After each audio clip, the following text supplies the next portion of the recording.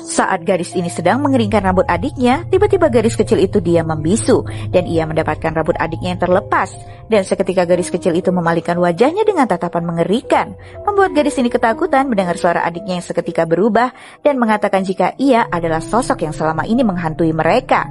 Tiba-tiba gadis kecil itu melepaskan giginya seraya berkata, "Aku di sini," membuat gadis ini berteriak histeris dan berusaha lari. Namun saat membuka pintu itu, seketika makhluk mengerikan itu pun muncul dan mencekiknya hingga terjatuh. Orang tua dan saudara yang mendengar teriakannya pun berusaha menghalanginya untuk menggigit lidahnya sendiri. Sementara saudara tertuanya sedang berusaha mencari tempat di mana tempat makhluk yang mengerikan itu berada. Mereka pun masuk ke wilayah hutan angker itu dan berpencar, di mana sang sersan tiba-tiba melihat sesosok pria yang berlumuran lumpur muncul dari dalam rawa itu dan memegangi sebuah boneka kayu lalu meremuknya hingga membuat pria tua itu terjatuh tak sadarkan diri.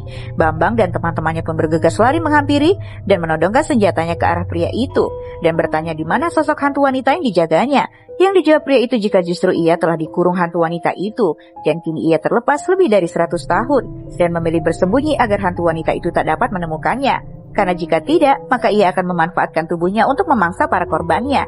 Karena lidah hantu wanita itu ada di dalam perutnya dan akan memaksanya untuk mencari korban untuk ia makan. Bahkan anak-anaknya pun tak luput menjadi korban. Saat Bambang bertanya mengapa pria itu tak membunuhnya, yang dijawab pria itu jika ia hampir berhasil, namun kakeknya Bambang dan para penduduk kampung telah membakar rumahnya dan menghancurkan ritualnya. Dan karena ia tak ingin banyak lagi korban bertambah, maka ia bersembunyi di dalam hutan angker itu. Namun jika hantu wanita itu menemukannya, maka ia akan datang untuk mengambil lidahnya. Namun karena ia memiliki jimat wiru cambang itu, maka hantu wanita itu tak dapat menemukannya hingga kini, ujarnya. Namun tiba-tiba pria tua itu memotong tangannya dan berteriak menantang hantu wanita itu keluar. Tapi pria itu mengatakan kalau apa yang ia lakukan justru akan membuat teman-temannya mati. Dan tiba-tiba mereka seakan mendengar suara nyaring yang menggema di dalam hutan itu, hingga Bambang pun mencoba melukai tangannya agar tetap tersadar. Dan tiba-tiba muncullah sosok hantu wanita yang tiba-tiba muncul seraya menekan kepala pria itu yang berteriak histeris. Dan tak butuh waktu lama, hantu wanita itu berhasil mengambil lidahnya yang berada di dalam perut pria itu, lalu akan memasukkannya ke dalam mulutnya dan menghabisi pria tua itu begitu saja. Bambang pun menodongkan senjata itu ke arah hantu wanita itu dan menembakinya.